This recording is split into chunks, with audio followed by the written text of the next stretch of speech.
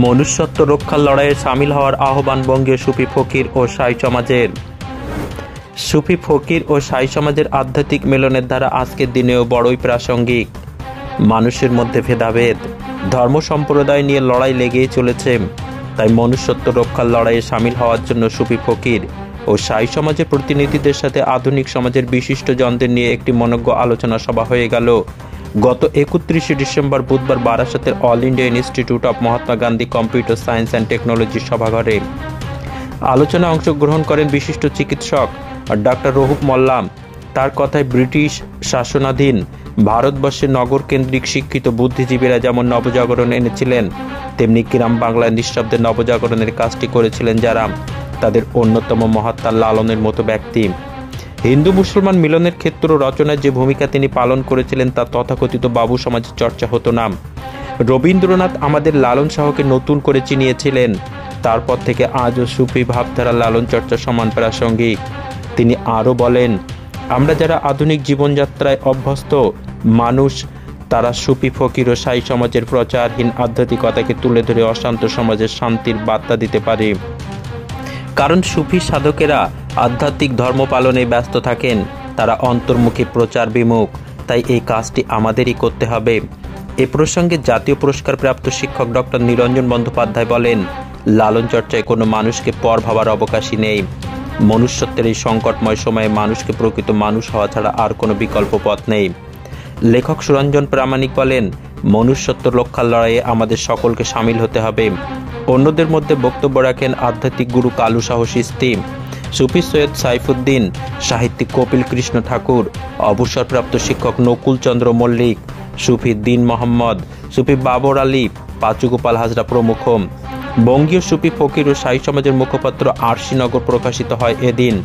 সুফিবাদের মূল সুরকে তুলে ধরার পাশাপাশি এই পত্রিকায় দুই বাংলার সুফি ফকির ও শাই সমাজের নানা প্রতিকূলতাও থেকে এর উত্তরণের পথের সন্ধান দেওয়া হবে, এমনটাই জানালেন আরশিনগরের সঙ্গে সংশ্লিষ্ট আলোচনা সভার অন্যতম উদ্যোক্তা সুবিদ আলী মোল্লা। এদিন অনুষ্ঠানের শুরু থেকে শিক্ষক রতন বোস সুফিবাদের সুর বেঁধে দিয়ে লালন গীতি ও প্রাসঙ্গিক আলোচনাকে সুচারুভাবে এগিয়ে নিয়ে যান।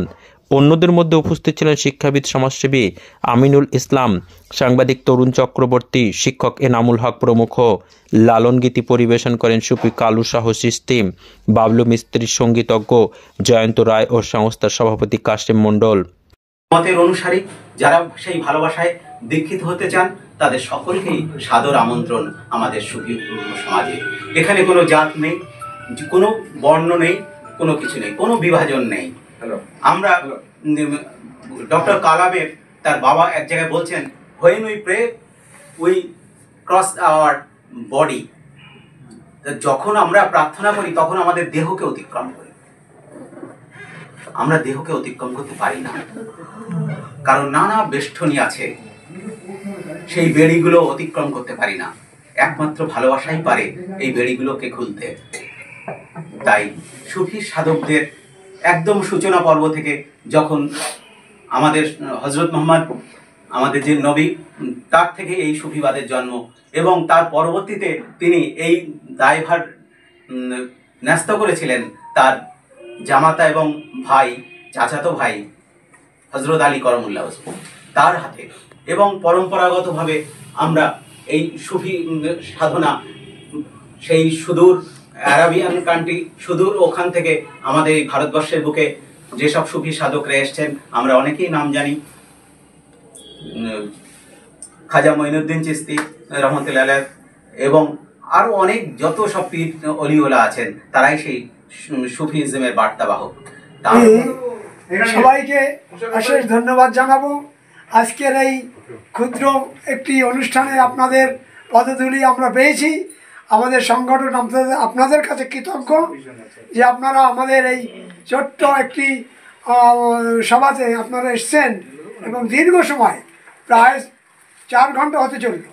এই দীর্ঘ সময়, এত সময় ধরে এই সব মনীষীদের আমি অনেক আগে থেকে চিনি, কিন্তু তারা থাকেন না, চলে যান। কিন্তু আজকে দেখছি সত্যি সত্যি একটা আধার পেয়েছে বলে আমার মনে হয়েছে। যার নেশায় বা যার টানে এতক্ষণ ধরে এখন এইসব মনীষীরা আছেন এখনো বসে, সেই মনীষীদের কাছে আমার সর্ব আবেদন এবং নিবেদন, আমরা সবাইকে নিয়ে একটি ভালো সংগঠন গড়ে তুলতে চাই। আপনাদের কাছ থেকে আমরা অনেক তথ্য জানতে চাই। আমরা যারা মাঠে মাঠে কাজ করি, গ্রামগঞ্জে আমরা লেখাপড়া জানি না, বাবা তথ্য জানি না, কেউ কিছু বললে তার যে জবাব দেওয়ার মতো জ্ঞান আমরা আজও পাইনি।